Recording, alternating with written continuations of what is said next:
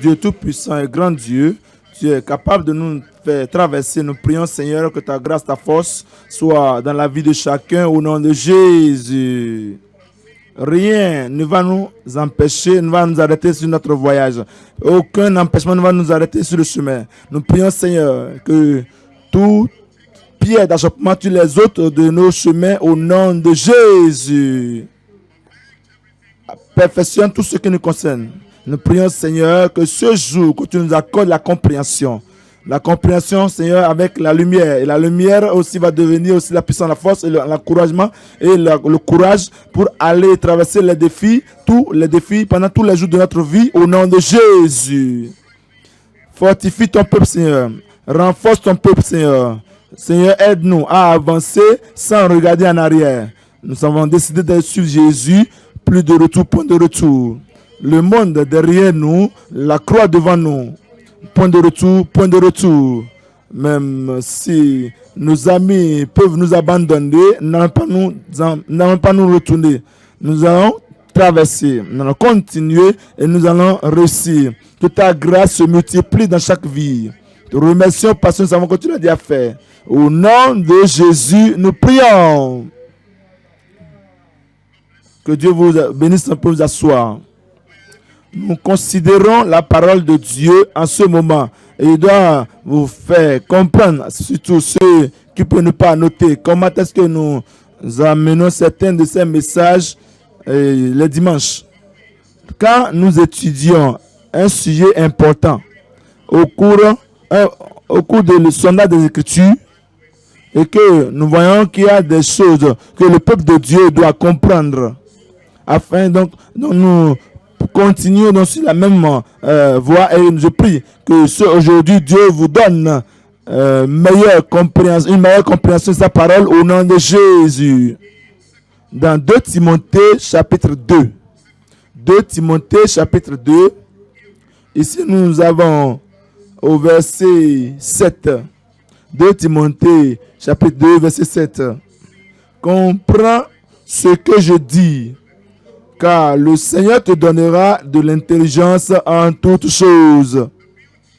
La beauté de la vie chrétienne, c'est que vous n'êtes pas instruit partiellement, vous n'êtes pas illuminé partiellement, et que vous n'êtes pas ici, on ne vous aide pas partiellement pour comprendre la parole de Dieu, mais la beauté, c'est que chaque fois que vous parcourez la parole de Dieu, vous demandez, c'est quoi ceci? Pourquoi est-ce que c'est comme cela? Pourquoi ceci? Et quand est-ce que cela arrivera encore? Et comment cela arrivera-t-il dans nos vies? C'est pourquoi il dit que vous devez comprendre tout ce que vous lisez, tout ce que vous apprenez. Et il dit, le Seigneur, car le Seigneur fera donner à qui? Le Seigneur te donnera de l'intelligence en combien de choses? En toutes choses. Vous savez, parfois quand vous lisez cette histoire que nous lisons dans l'Ancien Testament, surtout, nous sommes venus à la vie d'Élie et ses 2 fils. Et vous avez le jugement qui vient. Et Dieu l'a déjà prédit. Il a dit que cela arrivera. Mais Élie était nonchalant. Et il ne peut pas voir cela. Élie était sans attention. Il disait, d'accord, négligent, il dit, il est Seigneur, il est l'Éternel, qu'il fasse tel qu'il le veut. Il a donc tout le pouvoir de faire tout ce qu'il veut. Ouais. D'autres personnes ne pas agi ainsi. Moïse n'a pas agi ainsi. Quand Dieu l'avait dit, je vais détruire tout le peuple d'Israël, il n'a pas dit, d'accord, il est Dieu, qu'il fasse ce qu'il veut faire. Abraham n'avait pas agi ainsi lorsque Dieu avait dit que le crime de Sodome, le cri de Sodome est venu à moi et j'irai voir si c'est ainsi. Sinon, la coupe de l'iniquité est pleine et je vais détruire Sodome. Abraham n'a pas dit qu'il est Dieu, qu'il fasse ce qu'il veut faire. Jonas, ici aussi, traversant toute la ville de Ninive. Quand parlant de Abraham, nous savons qu'il est ami de Dieu. Quand parlant de Moïse, nous savons que c'est un serviteur de Dieu. Maintenant, parlant de Ninive, de Ninivite. Et Jonas est allé partir dire, je vous dis quelque chose, ceci est final. Ceci est, je peux utiliser le mot, cela veut dire qu'il n'y a plus rien qui peut changer cela. Irréversible. 40 jours et Ninive sera détruite. Le roi de Ninive n'a pas dit, ça c'est Dieu, et nous sommes méchants, nous sommes mauvais, et Dieu il réel le péché, ses yeux saints ne peuvent pas du tout voir le péché, il a décidé donc, c'est ce qu'il a fait, alors d'accord qu'il le fasse. Il n'a pas agi ainsi, et à cause de ce que le roi avait une attitude approprié. C'est comme ça Ninive avait été épargné en ce moment. Ouais, quel que soit ce que le jugement peut venir sur vous, vous êtes allé très loin, vous êtes allé très profond. C'est comme si vous êtes, on ne peut plus vous ramener, vous êtes non corrigible. C'est que le jugement final va venir sur vous. Votre attitude peut changer toutes choses. Et ce matin, votre attitude va changer toutes choses. Il y a certaines personnes, ils disent seulement, oui, mon père l'a fait, ma maman l'a fait, moi aussi je l'ai fait, qu'est-ce que j'espère? Et Dieu est un Dieu qui a les yeux saints, qui ne peut regarder le péché. Et voici ce qu'il fera. Donc c'est final. Ne soyez pas comme moi, Élie. Quelque chose va changer. Quelque chose va changer. Et tu ne diras pas, oh je porte ce jugement et je porte ce fardeau. C'est fini, d'accord? C'est fini. Ce jour, il va changer ta destinée. Mais pourquoi apprenons-nous de tout cela? Parce que vous savez, quand nous voyons quelqu'un qui est devant vous, qui avance devant vous, et il est tombé dans un trou, vous le regardez, vous n'avez pas de vous veiller, vous n'avez pas de moi aussi, je vais tomber dans le même lieu. C'est comme ça, c'est pourquoi nous apprenons. Ésaïe, lisons Ésaïe chapitre 26, verset 9. Ésaïe 26, verset 9. Verset 9, il dit, mon âme te désire pendant la nuit et mon esprit te cherche au-dedans de moi. Et suivez ceci maintenant, car lorsque tes jugements s'exercent sur la terre, pensez à cela, lorsque tes jugements s'exercent sur la terre, ouais, les jugements venant sur Élie, je vois le jugement venant sur Phiné et son deux frères. Il dit à la seconde partie là-bas, il dit les habitants du monde apprennent la justice. Oui, ça c'est la raison pour laquelle nous apprenons tout cela pour connaître. Je vois le jugement venant sur Élie et sur ses fils, sur sa maison. Et je dis, ah, cela c'est mon temps, c'est pour moi, c'est un temps pour moi de me réveiller, d'apprendre la justice. Car quand le jugement sur la terre, c'est sur la terre, les habitants du monde apprennent la justice. En fait, c'est la raison pour laquelle Daniel avait révoqué Belshazzar. Il dit, tu utilises tous les jugements, tu as vu tous les jugements sur ton père. Comment la main toute puissante de Dieu est tombée sur lui. Tu as vu cette justice de là. Apprends cela. Et après cela, après que tu as vu tout ce que Dieu a fait contrairement à Nebuchadnezzar, et il l'a rendu comme animal pendant au moins 7 années. Tu devais apprendre de cela, voir cela et apprendre la justice. C'est pour cette raison, Dieu a préservé toutes ces choses pour nous. Voilà 1 Corinthiens chapitre 10. 1 Corinthiens chapitre 10. Ceux qui sont tombés dans le jugement de la colère de Dieu, nous apprenons. Et cela veut dire quoi? Que nous n'allons pas tomber dans le même jugement. Donnez-moi un bon amen là-bas. 1 Corinthiens chapitre 10, verset 5. Il dit, mais la plupart d'entre eux ne furent point agréables à Dieu puisqu'ils périrent dans le désert. Oui, il nous dit, il nous a parlé ainsi des enfants d'Israël. Le jugement est venu sur eux. Vous leur demandez qu'est-ce qu'ils ont fait. Ils ont parlé contre Dieu, contre Moïse. Ils ont fait quoi? Ils ont jugé. Ils ont joint aux Moabites, ils sont allés adorer les idoles. Et à cause de cela, le jugement est tombé sur eux. Voyez le verset 6. Or, Ces choses sont arrivées pour nous servir d'exemple, afin que nous n'ayons pas de mauvais désirs comme ils en ont eu. Cela nous dit quoi? C'est que si vous voyez ce que d'autres personnes ont souffert, ont enduré, vous dites, je ne vais pas aller subir ce jugement. Si vous voyez la punition et la colère sur d'autres personnes, comment ils ont enduré cela et comment ils se sont attirés eux-mêmes le jugement, vous dites, ça c'est la façon de ça, c'est la voie de la perdition. Je ne vais pas suivre cette voie de perdition. Une fois, ça c'est un exemple me suffit. Ouais, les gens du monde, ils se disent, et pas dire qu'ils nous disent, parce que les gens du monde ne peuvent pas nous influencer. Ils disent, l'expérience est un bon enseignant. Est-ce que vous avez jamais entendu cela? L'expérience est un bon enseignant. Ce qui veut dire c'est quoi? Ils disent, si vous n'avez jamais été un soulard, vous n'allez pas connaître tous les difficultés qui viennent sur un soulard, une ivrogne. L'expérience est un bon enseignant. Si vous n'avez jamais fait accident, vous n'avez jamais fait attention, vous ne saurez jamais comment cela est douloureux. L'expérience est un bon enseignant. Non. L'observation est un bon enseignant. Je ne vais pas traverser comment Élie a subi. Qu'en est-il de toi? Je ne vais pas traverser ce que ses fils ont traversé. Qu'en est-il de toi?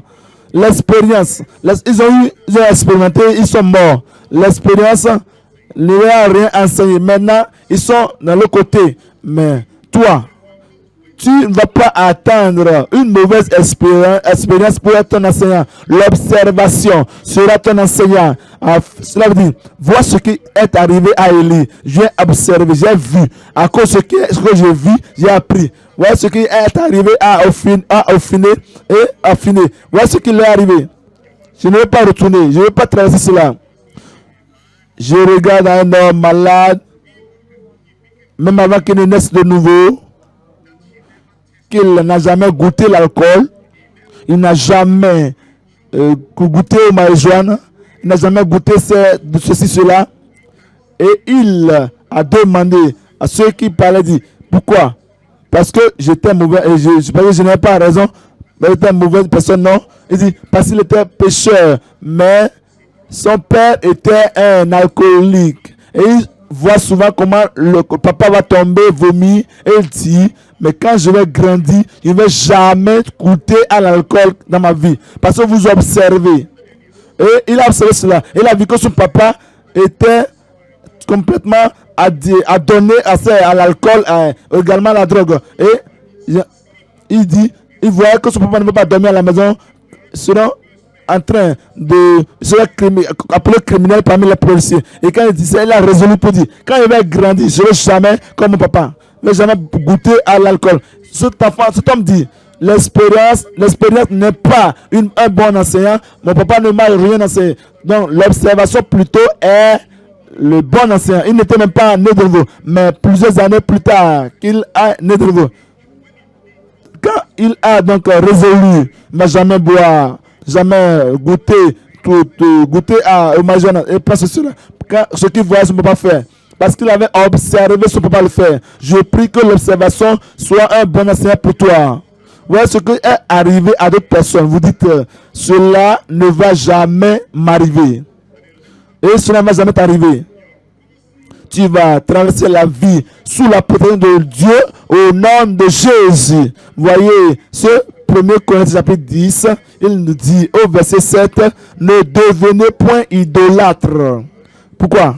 Parce que comme quelques-uns d'eux, selon qu'il est écrit, le peuple s'assit pour manger et pour boire, puis ils se levaient pour se divertir. Ne nous livrons point à l'impudicité, comme quelques-uns d'eux s'y livraient, de sorte qu'il en tomba combien? 23 000 en un seul jour. Je vais apprendre mon observation et voir ce qui est arrivé à d'autres personnes, comment ils sont morts prématurément. Et ils sont allés en enfer de façon non nécessaire.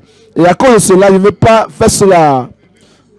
Donc, ne nous livrons point à la nécessité. Verset 9. Ne tentons point le Seigneur, comme le tentaient quelques-uns d'eux, qui périrent par les serpents. Ne murmurez point, comme murmuraient quelques-uns d'eux, qui périrent par l'exterminateur. Voyez le verset 11. Apprenons. Voyez ce qui est arrivé à d'autres personnes et apprenez. Ces choses leur sont arrivées pour servir d'exemple. Et elles ont été quoi?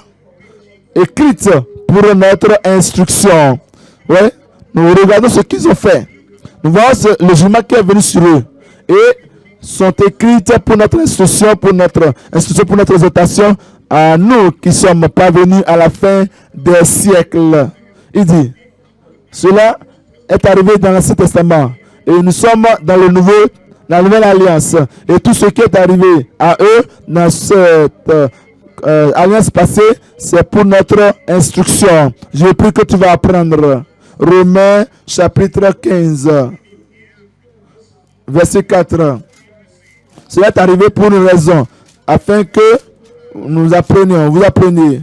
Vous savez, si vous devez apprendre tout ce que nous lisons, ce qui est arrivé à d'autres personnes, pas seulement ce qui est arrivé à d'autres personnes dans la Bible, même ce qui est arrivé, même dans nos jours, vous observez très bien. Vous pouvez vous résoudre, mener une vie meilleure, une vie riche, une vie enrichie, une vie joyeuse. Et vous allez mener une vie plus juste, plus sainte, car toutes ces carentés qui sont venues sur leur vie ne vont jamais venir sur votre vie. Romains 15, verset 4. Or, tout ce qui a été écrit d'avance l'a été pour notre instruction, afin que par la patience et par la consolation que donnent les Écritures, nous possédions l'espérance. Oui, comme nous lisons sur Ninive, concernant Ninive. Vous avez vu ce qui leur est arrivé. Jonas a dit qu'il n'y a pas autre voie d'échappatoire. 40 jours. Moins de 6 semaines, Ninive sera complètement détruit. Et les gens ont cru au message. Ils sont allés à Dieu dans la prière. Ils se sont repentis. Qu'avez-vous fait? Et vous dites, c'est comme si c'est fini pour moi. Non, ce n'est pas fini pour tout. Une nouvelle page vous sera ouverte dans votre vie au nom de Jésus. Tout ce dont vous avez besoin de faire, c'est d'apprendre. Je vous parle sur le sujet, les profits et les avertissements du jugement de Dieu. Les profits et les avertissements du jugement de Dieu. Profitez des avertissements de Dieu sur le jugement de Dieu. Quand vous voyez cet avertissement, ce jugement, vous dites, je vais en profiter de l'avertissement que j'ai lu. Je vais en profiter du jugement que j'ai vu sur d'autres personnes. C'est quoi le profit? Afin que ce même jugement ne vienne jamais sur ma vie. Cela ne vient jamais sur ma famille. Ne vient jamais sur tes enfants. Et ne viendra jamais sur toi en tant qu'une personne au nom de Jésus. Vous savez que votre vie pourrait être meilleure que la vie de nos parents. Vous savez que votre endurance, ce que vous allez devenir, pourrait être meilleur que même la vie de certaines personnes qui sont chrétiens avant nous. Je dis, est-ce que vous le savez? Vous regardez ce qui leur est arrivé. Vous regardez les crises cardiaques qu'ils avaient eues. Il y a des gens, papa et maman étaient mariés, comme quiconque ici. Ils ne connaissaient pas l'évangile. Ils ont essayé de leur mieux. Mais vous savez comment papa traitait maman. Et il y a des gens qui diront, c'est comme ça papa traite maman, c'est comme ça moi aussi je vais traiter maman. Non, ne commettez pas les mêmes erreurs, dans le même trou, dans les mêmes érassements. Conflits parentaux que nous voyons. Ceci est arrivé à leurs parents, à mes parents, donc cela est un avertissement pour moi, c'est un avertissement pour moi. Ce qui est arrivé à eux ne va pas t'arriver. Ta famille doit être meilleure, ta vie doit être meilleure, ta profession doit être meilleure. Et dans tous les domaines, ceux qui ont avancé, qui t'ont devancé, tu as vu ce qu'ils ont fait et tu feras ce qu'ils ont fait de meilleur et tu seras meilleur au nom de Jésus. Tu vas monter sur l'épaule de ceux qui t'ont devancé afin, comme tu parcours leur épaule, tu vois Père que nous jamais vu au nom de Jésus. Tu vas profondément plus que nous jamais vu au nom de Jésus. Profitez de l'avertissement de Dieu et du jugement de Dieu. Point numéro 1, l'avertissement et l'expression du jugement éternel. L'avertissement et l'expression du jugement éternel. Point numéro 2, notre vigilance et notre échappatoire au jugement éternel. Notre vigilance et notre échappatoire au jugement éternel. Point numéro 3, la parole d'exhortation pour la justification endurante. La justification, c'est un autre mot de salut. Ton salut va endurer. Ton salut va demeurer. Ton salut va continuer fermement au nom de Jésus. L'avertissement et l'expression du jugement éternel. Et comme nous lisons tout cela, vous verrez, vous n'allez pas regarder, j'ai entendu cet avertissement, je l'ai vu, je l'ai lu, et je ne vais jamais subir cela, aller au jugement, à la punition éternelle. Matthieu 3, verset 7. Mais voyant venir à son baptême beaucoup de pharisiens et de sadducéens, il leur dit, race de vipères, qui vous a appris à fuir la colère à venir? Il les averti, il dit, il y a une colère à venir, il y a une punition à venir. Produisez donc du fruit digne de la repentance et ne prétendez pas dire en vous-même, nous avons Abraham pour père, car je vous déclare que de ces pierres-ci, Dieu peut susciter des enfants à Abraham. Et déjà, la cognée est mise à la racine des arbres. Tout arbre, donc, qui ne produit pas de bons fruits sera coupé et jeté au feu. Oui, il les a avertis. La raison pour laquelle l'avertissement est venu, c'est pour qu'ils puissent éviter le jugement de Dieu.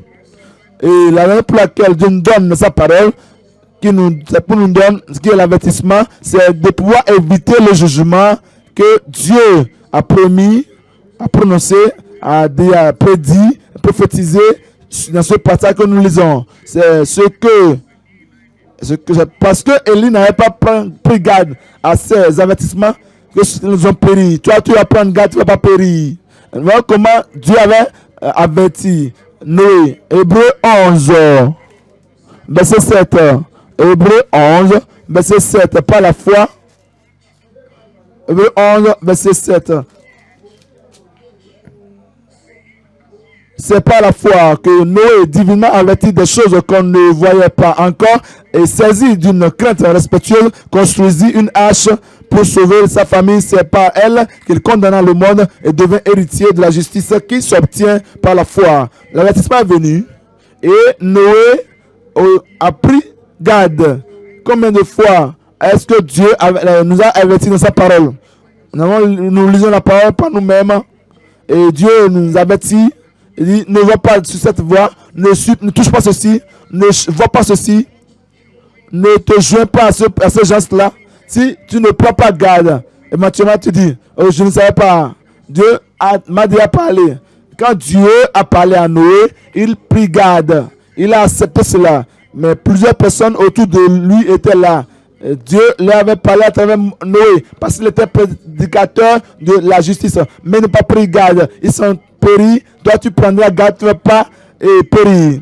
Parce que le Seigneur Jésus-Christ avait utilisé l'histoire de Noé et il nous a dit dans Matthieu chapitre 24, verset 36, que l'avertissement vient encore, le jugement vient encore sur tout le monde entier. Ce ne sera pas seulement un déluge, mais ce sera une flamme de feu que tout ce que vous voyez dans le monde aujourd'hui est réservé à pour être brûlés par le feu. Comme Noé a pris garde à l'avertissement de Dieu, aussi nous devons prendre garde de ne pas mener votre vie comme s'il n'y a pas de problème, pas de danger. Je vais ceci, cela, je vais ça, et il n'y a pas de repentance, il n'y a pas de justice, il n'y a pas de justification, il n'y a pas de rédemption.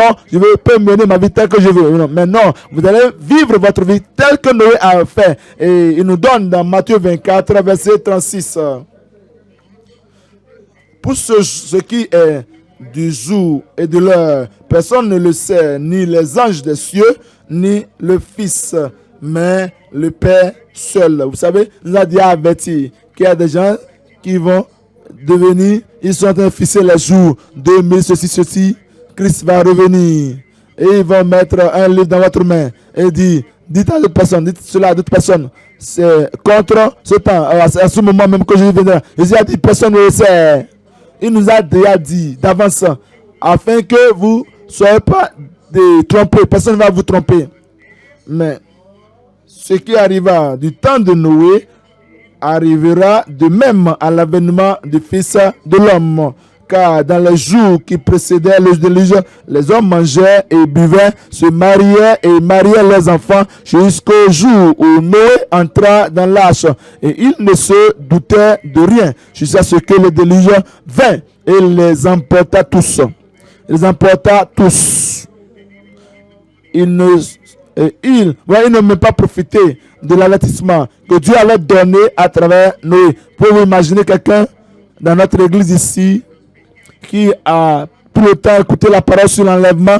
Imaginez quelqu'un ici, jeune ou adulte, qui bien connu, qui sait que si un homme naît de nouveau, ne peut pas avoir le royaume des cieux, il continue à venir chaque fois. Et cela n'a rien fait sur sa vie. Ça veut dire qu'il n'est pas né de nouveau. Et la question est venue à celui-ci. Si tu meurs en cet après-midi, où passeras-tu l'éternité? Il a peur. Si tu mourais aujourd'hui, où passeras-tu l'éternité? Les années sans nombre, votre vie, l'éternellement. Ils ne comprennent pas. Et ils viennent à l'église, ils retournent, ils continuent, et ils viennent et sortent. Et sans comprendre que ce jour peut venir. Et ce jour peut venir subitement. Et ce jour vient. Où seriez-vous en ce jour? Voyez ces gens-là. Ils continuent à se marier, à aller au champ, formant, marchandisant, tout ce qu'ils se veulent, mais ils font seulement dans les affaires, le commerce, et les prières. Donne-moi l'argent, donne-moi femme, donne-moi enfant, donne-ma maison, donne-ma voiture, donne-moi ceci. Les choses matérielles seulement. Et demandait jusqu'au jour où Noé était entré dans la maison. Verset 39 toujours. Et il en sera de même à l'avènement du Fils de l'homme. Nous devons en profiter de l'avertissement qu'il nous donne. Nous ne devons jamais traiter les problèmes.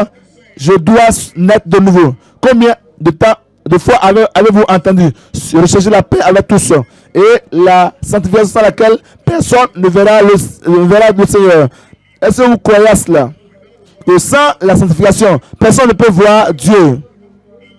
Dans vos bureaux, dans votre maison, là où votre femme est là où elle n'est pas là, ce que vous faites, vous savez, des gens peuvent, à cause de ce genre de technologie, l'âge de la technologie, les gens peuvent pécher même devant quelqu'un ici, et la personne ne va rien savoir de ce qui arrive. On peut s'envoyer des photos, des images, des choses pour polluer leur cœur. Et ceux qui sont à côté de la multitude, même les personnes les plus rapprochées, que vous créez là, vous faites tout pour les empêcher de ne pas vous connaître. Et ils envoient cela. Et ainsi, ils jouissent la convoitise de la chair et l'égoïsme de la chair. Et même en plein de vous. Et vous gardez cela en privé. La technologie vous a amené à commettre le péché sans que personne ne vous attrape. Mais le jour viendra où subitement où vous n'êtes pas préparé. Si cela arrive comme ça, est-ce que vous allez dire que vous n'êtes pas averti? Bien sûr, vous êtes averti. C'est comme si vous êtes comme Élie. Il est Dieu, qu'il fasse ce qu'il veut faire. Tous vos deux enfants sont morts en un jour. Il est Dieu, qu'il fasse ce qu'il veut. est-ce que, je dis, vous avez votre maison avec le sacrificateur manqueront. Maintenant, il change, éloignez-vous de moi. Vous ne serez pas un sacrificateur qui dit que Dieu fasse ce qu'il veut faire. Il n'y a pas un vieillard dans votre maison. Même ceux qui sont un an, ceux qui ont un an, je vais les préserver pour les amener à considérer comme des inquiétudes pour vous. Parce qu'ils sont en train de plaider pour le pain. Oh, qu'il fasse ce qu'il veut faire. Cet homme, sacrificateur, il était pire qu'un même un roi de Ninive. Lorsque le roi de Ninive a appris cela, il n'a pas dit le Dieu qu'il fasse ce qu'il veut faire. Il dit, chacun de vous, repentez-vous de la voie que vous entendez et quittez la violence et ôtez toutes ces choses mauvaises de votre vie. Que chacun jeûne devant Dieu. Ne mangez pas, ne buvez pas. Crions à l'Éternel. Peut-être qu'il va nous sauver. Jonas n'a même pas donné une assurance que Dieu va aller pardonner. Mais Dieu est un Dieu d'amour. Je dis Dieu est un Dieu miséricordieux. Et il les a pardonnés. Bien sûr, il va te pardonner. Si tu diras, la repentance est urgente, le salut est urgent, mettez tout de côté. Une fois qu'il veut, il a le désir de vous pardonner. Christ peut venir aujourd'hui. Savez-vous, le dernier message que vous allez attendre avant que Christ ne vienne. Qui sait? Qui le sait? Le dernier culte que vous aurez avant que Christ ne vienne. Qui sait? Il ne savait pas. Noé a prêché 120 ans. Il ne savait pas. Oncle Noé, est-ce que vous l'avez entendu ce matin? Il a commencé à ne pas nous permettre de dormir. Il a commencé encore le matin. Très tôt, il dit que le déluge vient. Le déluge vient. Mais je dis, mais oncle Noah, tu es maintenant vieillard. Va te reposer. Tu as besoin de te reposer, de dormir. Toutes ces perturbations. Tu dis, Dieu vient, Dieu vient. Il n'y a pas de déluge, il n'y a pas de pluie. Et un jour, subitement, Dieu dit, Noé, le temps est venu. Vous ne savez pas. La dernière opportunité que vous avez pour aller sur vos genoux et dire, je sais, je dois rechercher la paix avec tout ça. Vous savez, il y a des gens qui viennent dans cette église, mari et femme, qui ne peuvent pas jouir, ne peuvent pas être ensemble à la maison. Ils se tutuent, ils se pressent, ils se priment, mari et femme. Et ils viennent à l'église, et pas de Bible. Ils viennent à l'église, à la vie profonde. Un jour, la trompette sonnera. Et où passerez-vous votre éternité? Où serez-vous à ce jour? Voici le jour pour vérifier votre vie, pour examiner votre vie et vous ajuster votre vie à la parole de Dieu. Quiconque invoquera le nom de l'Éternel aujourd'hui sera sauvé. Ce salut vient sur votre chemin ce jour. Et je vais voir Luc chapitre 12. Luc chapitre 12, verset 4. Luc 12, verset 4. Et je vous dis, à vous qui êtes mes amis, voyez ceci. Jésus, parlant à ses disciples ici, il les a appelés à mes amis. Il dit, je vous ai amené proche de moi. Si vous aimez votre ami, vous allez les avertir de la calamité qui est à venir. Vous allez les avertir du jugement à venir. Vous allez les avertir qu'il y a la colère, le jugement qui arrivera. Et je ne craignez pas. Il dit, et je vous dis à vous qui êtes mes amis, ne craignez pas ceux qui tuent le corps et qui après cela ne peuvent rien faire de plus. Regardez un moment ici en haut. Regardez-moi. Il dit, ce n'est pas la première fois que vous entendez ce verset des Écritures que nous lisons. Pourquoi compromettons-nous dans nos bureaux la crainte de l'homme? Pourquoi compromettons-nous avec nos belles familles la crainte de l'homme? Pourquoi compromettons-nous avec la communauté la crainte de l'homme? Pourquoi est-ce que nous savons assez et nous menons une vie très en dessous du standard? C'est la crainte de l'homme. S'il n'y a pas la crainte de l'homme, si l'homme ne peut rien vous faire, si un homme, si tout le monde vous encourage, si tout le monde sourit à vous, si tout le monde vous embrasse, vous allez probablement mener une vie meilleure. Mais parce que vous voulez tenir une vie, vous voulez tenir pour la vérité, levez-vous pour Jésus. Vous, soldats de Christ, parce que vous voulez prendre votre tenue pour le pasteur ici. Vous serez pasteur dans votre bureau. On dit corruption, on a dit si ce qui est passé, si cela, quand tu vas dans ton église, va pratiquer ce qu'on t'a dit. Mais ici, c'est ce que tu dois faire. À cause de ce qu'on ne pas ici. C'est comme ça que vous compromettez. C'est pourquoi vous ne sommes pas sûrs de votre salut, de comment vous tenez. La justice n'est pas là. Même parmi les croyants comme vous-même, vous êtes sur votre chemin au ciel, croyants comme vous, qui sont des pèlerins au ciel. Vous les craignez, je ne sais pas si ce croyant va approuver cela. Peu importe cela. Si c'est la volonté de Dieu, si cela est la pensée de Dieu, si cela est l'appel de Dieu sur votre vie, nous voyons l'approbation, nous voulons l'approbation, l'assurance, nous cherchons l'acceptation. Est-ce qu'ils ont accepté cela? Cela importe peu. Est-ce qu'ils se lèvent dans le bus pour déclarer la parole, vous le cherchez là-bas? Est-ce qu'ils vont apprécier cela? Cela importe peu. C'est ce que Jésus dit. Et ce que Jésus dit, est ce que nous faisons. Vous allez le faire. Vous menez votre vie, sachant que ça c'est la voie à suivre. Et ceux qui sont perturbés par cela, ceux qui ont le mot de ventre ou l'ulcère, à cause de ce que vous faites la volonté de Dieu, cela, c'est un bon sens pour eux. Leur ulcère va continuer aussi longtemps que vous êtes vivant. Parce que dès ce jour, vous allez obéir la parole de Dieu. Vous allez faire la volonté de Dieu. Quiconque est d'accord, quiconque rejette cela, quiconque approuve votre vie, quiconque désapprouve votre vie, voici la voie à suivre. Marchez-y. Vous allez y marcher. Je dis, vous allez y marcher. Voyez l'oncle Noé. Il est venu encore dire, le déluge viendra. Et les gens se moquaient. Il dit, cela arrivera. Il dit, mais il n'y a pas de pluie, ne vous inquiétez pas, cela arrivera.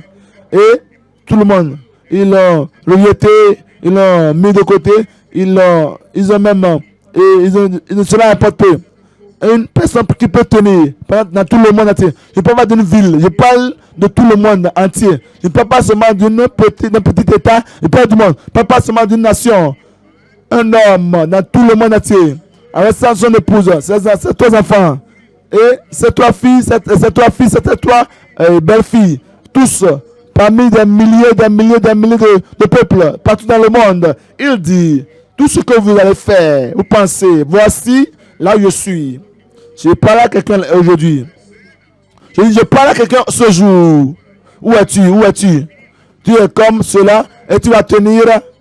Le vent soufflera et la pluie tombera et les gens viendront, ils parleront contre toi, mais tu entendras s'ils ne bougent pas ce que tu dis. Pourquoi toi tu dois bouger pas ce qu'ils disent? Ça c'est pas la crainte. J'ai parlé, j'ai prêché la sainteté. Je mène la vie de sainteté, je déclare la sainteté, et je mets la face sur la sainteté, et il ne veut pas entendre. Maintenant, lui, il parle, il raconte des bêtises, il parle de la rébellion, et maintenant, je dis, maintenant, viens, prédicateur, ce n'est pas juste. Si je parle et ils ne comprennent pas, quand ils vont parler, moi, je ne veux pas entendre. Je dis que quand ils vont parler, moi, je ne comprendrai pas. Si je tiens pour Jésus, je tiens pour le Sauveur, je tiens pour le Tout-Puissant Dieu. Et je dis, voici la voie à suivre, voici la volonté de Dieu. Et ils ne veulent pas entendre. Quand ils vont tenir pour Satan, quand ils diront, voici ce que Satan veut, je dis, taisez-vous. Vous n'avez pas entendu la voix de la parole de Dieu, je ne veux pas vous entendre. Et s'ils ne vont pas se soumettre, moi je ne veux pas me soumettre, je ne veux pas se soumettre à la parole du Tout-Puissant Dieu, je ne veux pas me soumettre, je ne veux pas m'agenouiller à la parole de Satan, à la parole de la société. Je tiendrai avec Noé, je tiens comme Noé. Je t'invite, tu vas aussi tenir avec moi. Et que tu vas tenir avec moi. L'avertissement est venu, et quand l'avertissement est venu, ils ont pris garde. C'est ainsi qu'ils ont échappé au jugement. Vous voyez ce que Jésus dit au verset 5. Il dit au verset 5, je vous montrerai, il parlait à ses amis, je vous montrerai, il parlait à ses disciples, je vous montrerai, il parlait aux croyants, je vous montrerai que vous devez craindre, craignez celui qui, après avoir tué, a le pouvoir de jeter dans la géhenne. Oui, je vous le dis, c'est lui que vous devez craindre. Point numéro 2, notre vigilance et notre échappatoire du jugement éternel. Je vais échapper. Je vais échapper. C'est la vigilance. C'est pourquoi il dit dans Luc chapitre 22, 1, Luc 21, je vous lis au verset 34. Luc 21, nous lisons au verset 34. Voici ce qu'il dit au verset 34 maintenant. Il dit, prenez garde à vous-même. Veillez sur vous-même. Prenez garde à vous-même. À de crainte que vos cœurs ne s'apesantissent par l'essai du manger. Ouais, à n'importe quel moment. Tant de joie, ne vous oubliez pas. Tant de célébration, ne vous oubliez pas. Le temps de pauvreté, ne vous oubliez pas. Et temps de prospérité, ne vous oubliez pas. Est-ce que vous avez noté? Regardez ici un moment. Est-ce que vous avez noté ces gens? Quand ils sont pauvres, il n'y a pas de repas, il n'y a pas de chambre, de maison, il n'y a pas de moyens pour payer leur loyer. Ils prient, ils sont fervents, ils jeûnent. Oh Dieu, réponds-moi. Tu as dit que tu ne vas pas abandonner tes enfants. Je cherche premièrement le royaume des cieux et la justice. Et toutes ces choses, je vais vous en ajouter. L'homme doit toujours prier, ne pas se relâcher. Vous a dit cet homme, un homme injuste, il a envoyé, il est allé et frappe à la porte. Je demande, je cherche, je sens frapper. Quand ils sont pauvres, quand ils n'ont pas d'habits, quand ils n'ont pas dans une école meilleure où ils veulent aller, et quand tout se ressemble comme si ils sont fait face à des tribulations, ils prient. Mais maintenant, le temps, tout moment, chaque fois, Dieu a répondu à cette prière et le repas est venu, la maison est venue maintenant, il y a l'emploi là, il y a même les moyens de transport pour la famille, tout est là maintenant, facile, ils ont l'aisance maintenant. Est-ce que vous priez comme ça maintenant? Est-ce que vous continuez à chercher la face de Dieu comme ça maintenant? Ou bien la prospérité et l'aisance, toutes choses maintenant a tout changé. Maintenant vous dormez assez. Maintenant vous ne lisez même pas la Bible. Maintenant vous n'allez plus à la réunion. Vous êtes un dirigeant ouvrier. Le travail est venu dans le bureau. Le travail est venu, l'affaire est venue. Et les affaires sont venues. Maintenant cela vous a ôté de l'œuvre à laquelle vous étiez engagé. Quand il n'y avait pas l'emploi, vous étiez toujours là. Et vous êtes toujours là. Vous voyez ce que dit? Il dit, prenez garde à vous-même, de crainte que vos cœurs ne s'apesantissent par les essais du manger et du bois et par les soucis de la vie. Les soucis de la vie. Et que ce jour ne vienne sur vous à l'improviste. À l'improviste. Car il viendra comme un filet sur tous ceux qui habitent sur la face de toute la terre. Veillez donc. Voici là. Il nous a appelés à la vigilance pour que nous puissions échapper au jugement qui vient sur ce monde. Veillez donc et priez en tout temps afin que vous ayez la force d'échapper à toutes ces choses qui arriveront et de paraître debout devant le Fils de l'homme. Je vais poser une question maintenant. Préparez-vous. Est-ce que les vrais croyants, feront-ils face à la grande tribulation? Est-ce que les vrais croyants feront-ils face à la grande tribulation? Non. Il dit, ceux qui prennent garde, ceux qui sont vigilants, se préparant pour le retour du Seigneur, ils vont échapper toutes ces choses qui viendront et ils tiendront debout devant le Fils de l'homme. Tu vas échapper. Je dis que tu vas échapper. Mais il nous appelle à la vigilance. À la vigilance. Il nous dit, nous veillons afin de pouvoir échapper. Le jour viendra. Le jour est venu où l'année est venue à Sodome et Gomorrhe. Genèse chapitre 19. Je vous lis au verset 15. Ces anges sont annoncés à Lot et à sa famille que la fin est venue pour Sodome et Gomorrhe. Apprenons une leçon ici. Dieu a dit, je vais voir même si ces choses sont ainsi. Il savait bien sûr. Il le savait. Mais il utilisait le langage de l'homme afin que Abraham pourrait savoir que quelque chose allait arriver à Sodome. Et Abraham est allé devant Dieu pour dire, Seigneur, le juge de toute la terre, vas-tu pas être juste? Vas-tu détruire le juste et l'injuste? Si tu vois 15 ou 50 justes, vas-tu pas les épargner? Dieu dit, je vais les épargner. Pensez à cela. Pensez à cela. Et il dit, quand il de 40, quand il de 30, je vais les épargner. Quand il de 20, je vais les épargner. Oh Dieu, ne sois pas, je vais parler encore une seule fois dans tout ce Sodome et Gomorrhe. Si tu seulement 10 justes personnes. Est-ce que tu vas les épargner? Dieu dit, oui, je vais les épargner. Et l'ange est venu à Sodome. Et ensuite, ils ont dit à Lot, Dieu nous a envoyé pour détruire cette ville. Va dire à tous les membres de la famille, ils n'étaient pas sauvés. En ce moment, ils pouvaient être nés de nouveau. Ils n'étaient pas nés de nouveau, mais en ce moment, ils pouvaient être nés de nouveau. Ils étaient sous la colère de Dieu. Ceux qui ont marié des filles, va leur dire. Et il est allé leur dire, ils ont manqué l'opportunité. Tu ne veux pas manquer ton opportunité. Et c'était comme si Lot était moqué. Devant, ils se moquaient de Lot. Lot, tu ne peux pas vraiment être sérieux avec ça. Il y a le côté négatif à cela. Si vous êtes toujours frivole et sans intentionné, vous n'êtes pas sérieux, le jour où vous apportez un message sérieux, les gens vont vous regarder et vont vous trouver vraiment... mais qu'est-ce qu'il dit? Qu'est-ce qui est arrivé sur cette personne? Qu'est-ce qui est venu sur lui? Ça, ce n'est pas toi, non?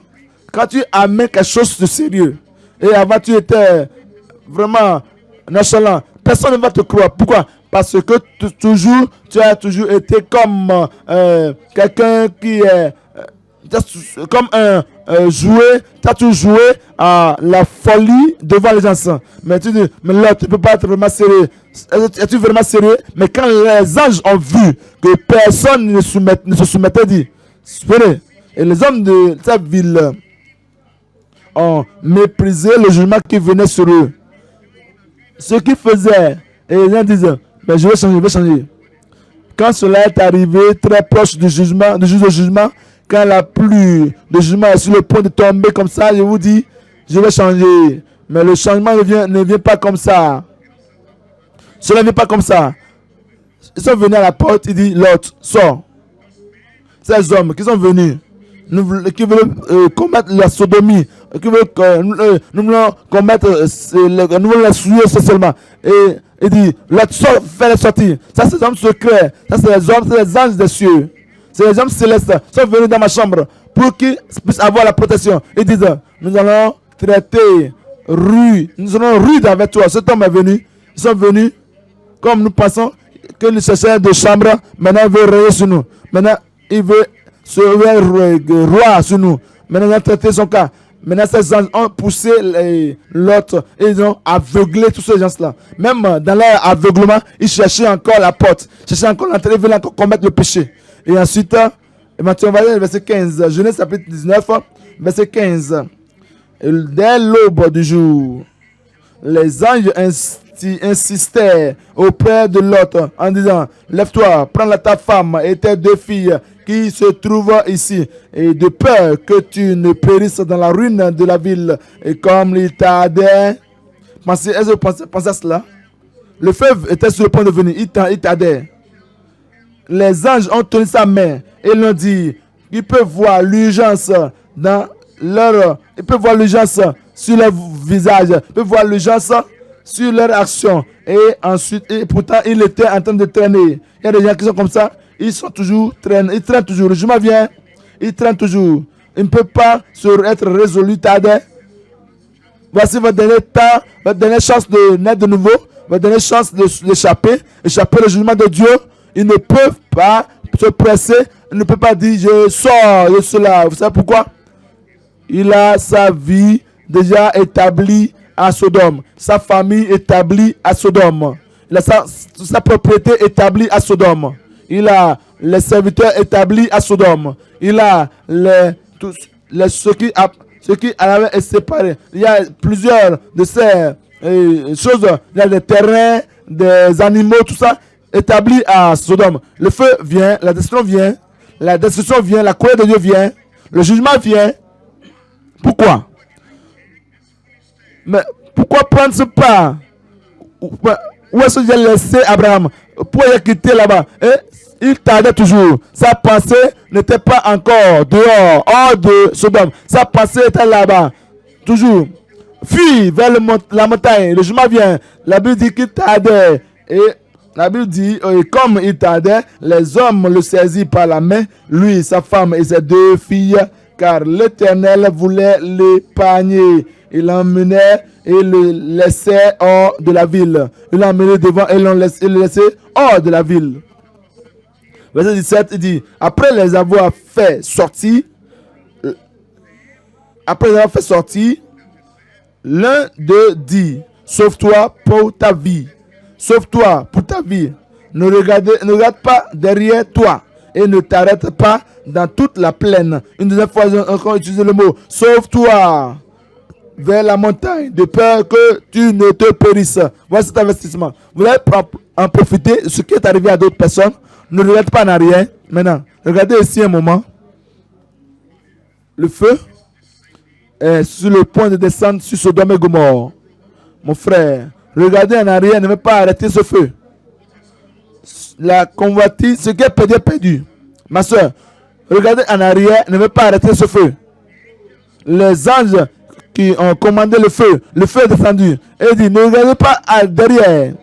Pourquoi vous regardez en arrière? Pourquoi regardez en arrière? Qu'allez-vous obtenir de ça? Ces choses se consument déjà. Les maisons brûlent déjà. Les gens là-bas brûlent déjà. La propriété brûle déjà. C'est la configuration du feu, du jugement de Dieu. Ne regardez pas en arrière. Voilà le verset 26. Et on dit, mais la femme de Lot regarda en arrière. Mais la femme de Lot regarda en arrière. La femme Lot, pourquoi regardes-tu? Pourquoi regardes-tu en arrière? Tous ces habits propres sont consumés. Ces consommatifs sont consumés. La mondanité est consumée. Toutes ces choses sont consumées. Pourquoi regardes-tu en arrière? Pourquoi ne pas-tu comprendre? Pourquoi ne pas comprendre? Pourquoi ne pas obéir simplement les commandements? Ne pas regarder en arrière. Car toutes ces choses sont rien. Sont rien maintenant. Tu ne peux pas regarder en arrière. Il dit, mais la femme de Lot regarda en arrière. Dites-moi ce qui a suivi. De là? De quoi? Dites-le à haute voix. Ouais. Derrière elle. Elle. Femme Lot. Pourquoi regardes-tu derrière?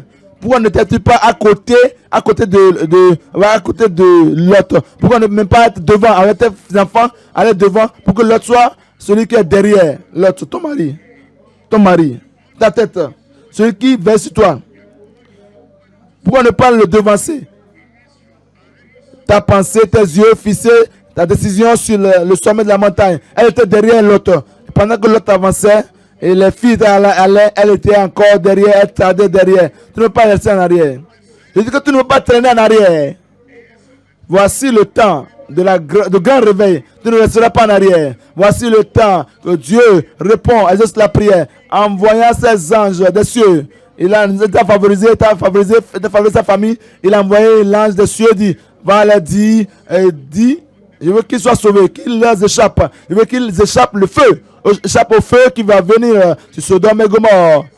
Voici, ce n'est pas le temps de traîner, de tarder en arrière. Quand la Bible dit, elle regarda en arrière et elle devint une statue de sel. Ce n'est même pas arrivé. Elle devint une statue de sel. Quand elle regardait en arrière et pensait à l'autre, que Jean donne une situation sérieuse pour l'autre. Pendant qu'elle était en arrière, elle devint statue de sel et il continue à aller. Madame, es-tu toujours là? Pas de voix. Et il ne peut pas regarder en arrière. Il continue à aller. Madame Lot, femme Lot, épouse Lot, et réponds-moi, est-ce que tu viens toujours? La femme est devenue statue de sel, mais l'homme ne peut pas regarder en arrière. Si deux personnes ne peuvent pas sauver, au moins une personne peut être sauvée. Si toute la famille ne peut pas être sauvée, si la femme, l'autre, est derrière là-bas, c'est pas ce qui est arrivé là-bas, elle est devenue statue de sel. Nous n'avons pas la luxure, la liberté de regarder en arrière. Tu ne peux pas regarder en arrière. Tu vas au sommet de la montagne. C'est le sommet de la montagne de la sainteté, de la justice. Le sommet de la montagne de tenir pour la vérité, tenir pour la parole de Dieu. Ma soeur, tu ne veux pas regarder en arrière. Mon frère, tu ne veux pas regarder en arrière. c'est le ciel. Nous irons ensemble au nom de Jésus. Hébreux chapitre 2. Hébreux chapitre 2. Le verset 1. Hébreux 2. Nous lisons au verset 1er. Il dit, c'est pourquoi, à cause de ce que nous avons entendu, ce que nous avons appris, ces avertissements qui nous sont parvenus, c'est pourquoi nous devons d'autant plus nous attacher aux choses que nous avons entendues, de peur que nous, à n'importe quel moment, de peur que nous ne soyons emportés loin d'elle. Car si la parole annoncée par des anges qui sont venus des cieux, qui sont allés à Sodome, la parole annoncée par les anges a eu son effet, et si toute transgression et toute désobéissance a reçu une juste rétribution, comment échapperons-nous si, en négligeant un si grand salut qui, annoncé d'abord par le Seigneur, nous a été confirmé par ceux qui l'ont entendu. Le Seigneur nous invite au salut. Nous serons sauvés. Je dis, nous serons sauvés. Si vous n'êtes pas encore sauvé, c'est très facile, très simple.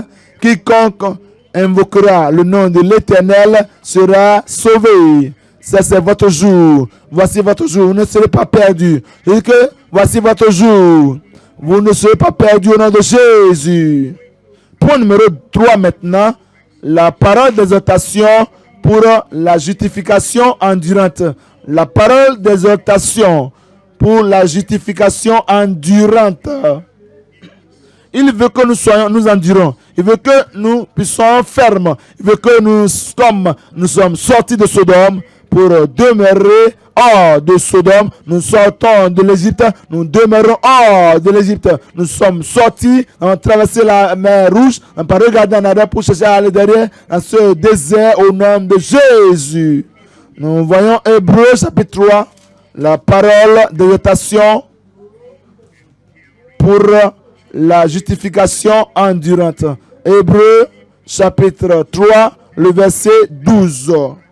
Il dit verset 12, prenez garde frères que quelqu'un de vous n'ait un cœur mauvais et incrédule au point de se détourner du Dieu vivant. Si nous sommes sauvés, nous sommes venus au Dieu vivant. C'est le vrai Dieu, c'est le Dieu vivant. Et il nous a sauvés, il nous a pardonnés, mais il veut que nous demeurions avec lui. Verset 13. Mais exhortez-vous les uns les autres chaque jour. Exhortez-vous, instruisez-vous les uns les autres chaque jour. Encouragez-vous les uns les autres chaque jour. Influencez-vous les uns les autres chaque jour. Au quotidien. Élevez chaque jour. Exhortez-vous. Ne vous décroyez pas. Exhortez-vous.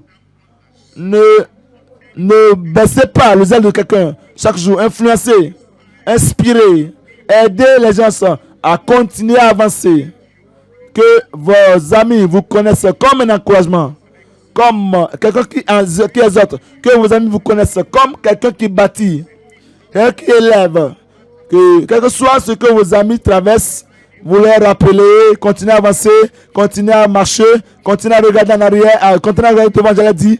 Soyez amis à ceux qui vous, dans votre association, que vos amis vous connaissent, que s'ils approchent de vous, et que s'ils sont en bas, tu vas les élever. Je dis que tu vas les élever. Mais il dit, exhortez, encouragez-vous les uns les autres, pour aussi longtemps qu'on peut dire aujourd'hui, afin qu'aucun de vous ne s'endurcisse pas la séduction du péché, car nous sommes devenus participants de Christ, pourvu que nous retenions fermement jusqu'à la fin l'assurance que nous avions au commencement. Ouais?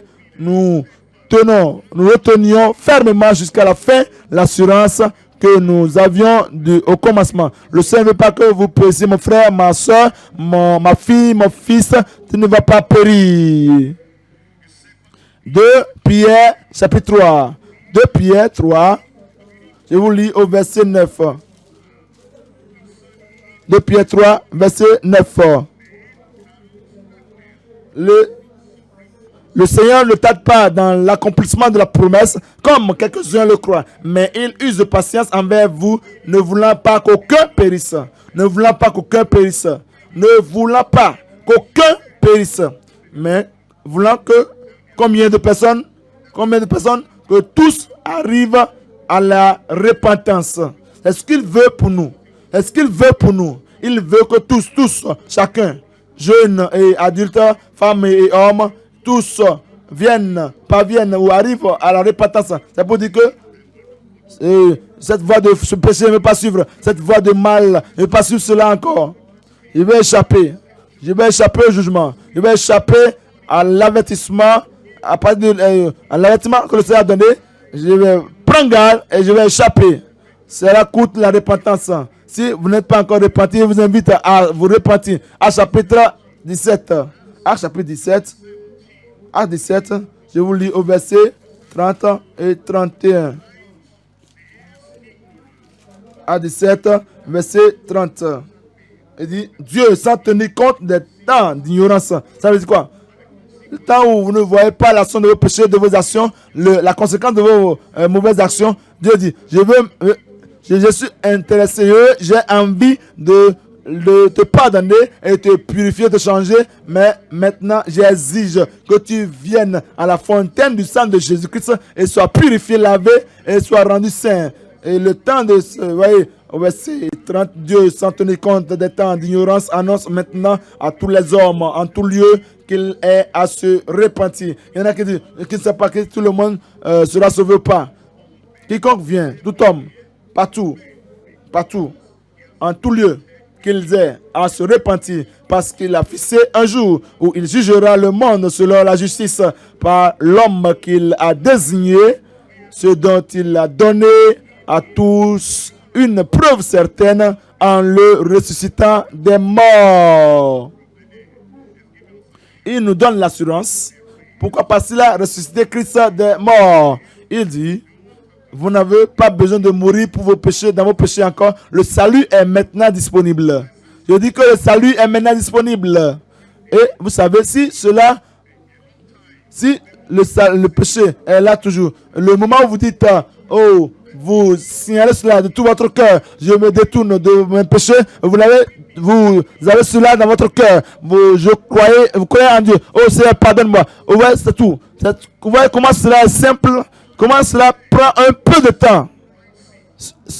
C'est surprenant. C'est surprenant. Quelqu'un entend cela pour dire, tu peux quitter ce côté des ténèbres et venir à la lumière pour naître de nouveau. Sauvé et prêt pour le ciel. C'est surprenant. Quelqu'un ne va pas prendre le temps pour le faire. Quelqu'un va prendre le temps pour le faire. Et être prêt pour le ciel. Quel que soit le passé, aujourd'hui, pour toi, sera différent. Tu vas te résoudre et invoquer le nom de l'Éternel. Tu seras sauvé au nom de Jésus. Et l'Esprit du Seigneur va témoigner à ton esprit que maintenant tu es enfant de Dieu. Et si l'enlèvement prend place à n'importe quel moment, gloire à Dieu, quand les saints marchent, tu seras là. Où es-tu? Où je parle de toi? Tu seras là. Tu seras là au nom de Jésus. Hébreux 9, verset 27. Hébreux, chapitre 9, verset 27. Comme il est réservé aux hommes de mourir une seule fois. Après quoi vient quoi? Le jugement. Après quoi vient le jugement. Vous voyez cela? C'est côté. Ça c'est le côté. Il y a le ciel qui t'attend. La gloire qui t'attend. Sois résolu. Et tu fais ton choix. Je ne veux pas aller en enfer. Je vais au ciel. Je me suis détourné de mes péchés. Je crois au Seigneur Jésus. Quel que soit ce qui arrive, quel que soit le péché, il va te pardonner. Il nous dit, te dit dans Jean 14, verset 1er, que votre cœur ne se trouble point. Après avoir cru en Christ, croyez en Jésus, il pardonne tes péchés, tous les péchés du passé. Il ne va plus te troubler. Je ne sois pas anxieux de cela. Je te pardonne. Il dit que votre cœur ne se trouble point. Croyez en Dieu et croyez en moi. Et il y a plusieurs demeures dans la maison de mon Père. Une de ces maisons m'appartient. Une de ces maisons t'appartient. Il y a plusieurs demeures dans la maison de mon Père. Et si cela n'était pas, je vous l'aurais dit, je vais vous préparer une place. Et si, lorsque je m'en serai allé et que je vous aurai préparé une place, je reviendrai et je vous prendrai avec moi. Afin que, où es-tu? Là où je suis. Afin que là où je suis, pour toute l'éternité.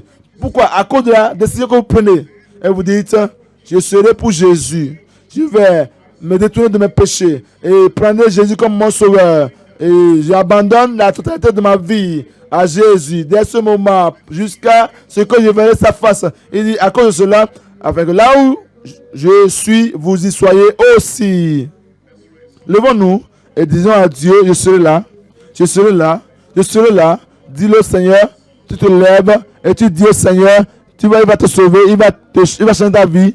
Mais tu dois confesser tes péchés au Seigneur. Tu dois te détourner de tes péchés. Tu dois dire, Seigneur, oui, je crois. Oui, Seigneur, je crois. Quiconque invoquera le nom de l'Éternel sera sauvé. Il veut te sauver maintenant même. Il veut te sauver maintenant même. Le jugement vient. Le jugement viendra.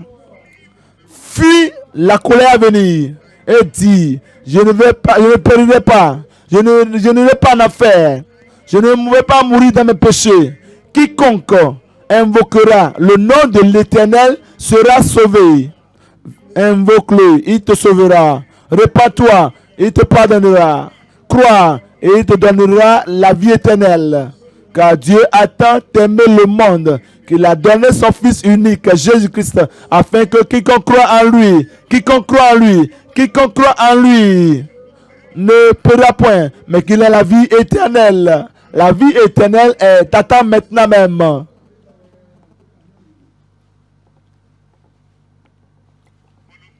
Recherchez la paix avec tous et la sanctification sans laquelle personne ne verra le Seigneur.